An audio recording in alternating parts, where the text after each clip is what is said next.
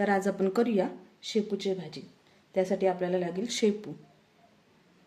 मी थोडीशी शेपूची भाजी स्वच्छ धुवून नितळून अशी बारीक चिरून घेतलेली आहे।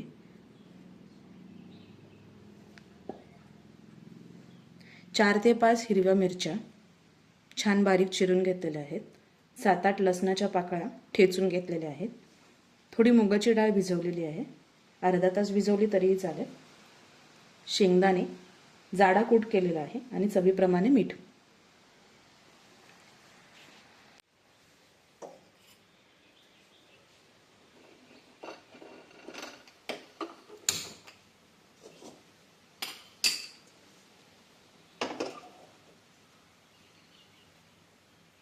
कढई छान तापली की त्यात आपण 1 चमचाभर तेल घालून घेऊ।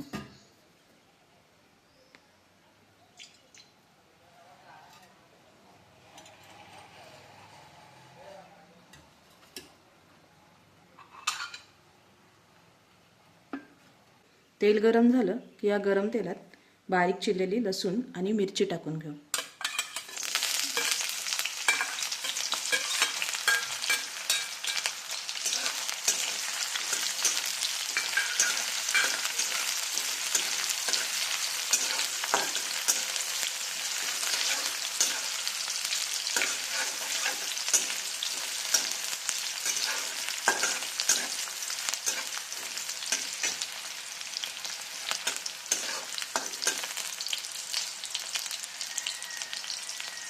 लसूण मिरची छान भाजत आली की त्यात आपण शेंगदाण्याचा कूट टाकू।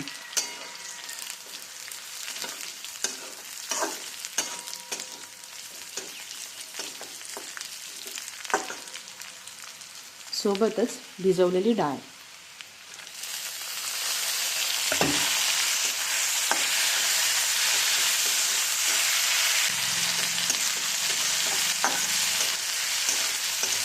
हे छान परतल्यानंतर गॅस थोडा बारीक करू।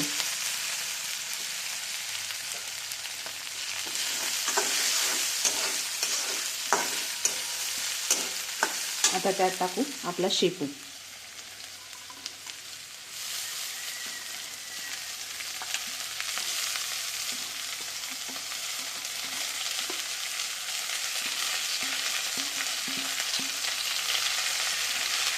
आपण गॅस बारीक केल्यामुळे खाली तो लागणार नाही याची आपण काळजी पुन्हाच घेतली। आता छान ढवळून घेऊ।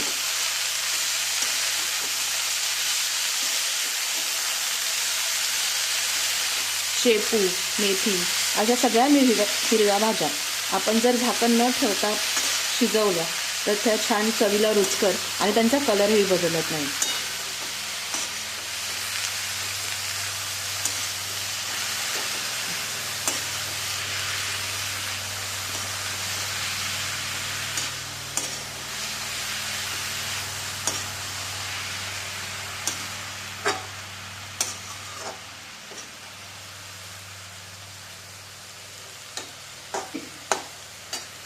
आता ही छान एकजीव करून झाल्यानंतर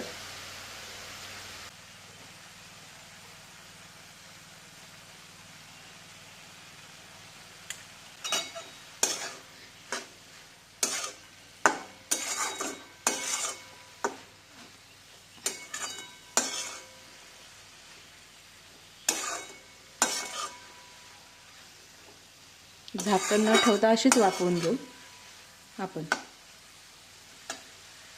आता ह्याचा मी गॅस थोडा वाढवते।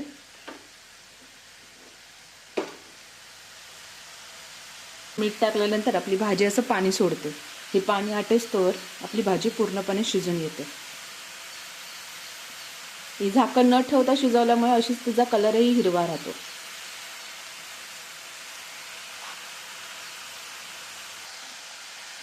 आता आपल्या भाजीतलं पूर्ण पाणी आटलेलं आहे आणि अशी आपली भाजी तयार झालेली आहे। हां, आता तुम्हाला यात आवडत असेल तर तुम्ही वरून खोबरं, ओलं खोबरं, सुकं खोबऱ्याचा कीस किंवा मग कोथिंबीरही टाकू शकता। चवीला खूप छान लागते।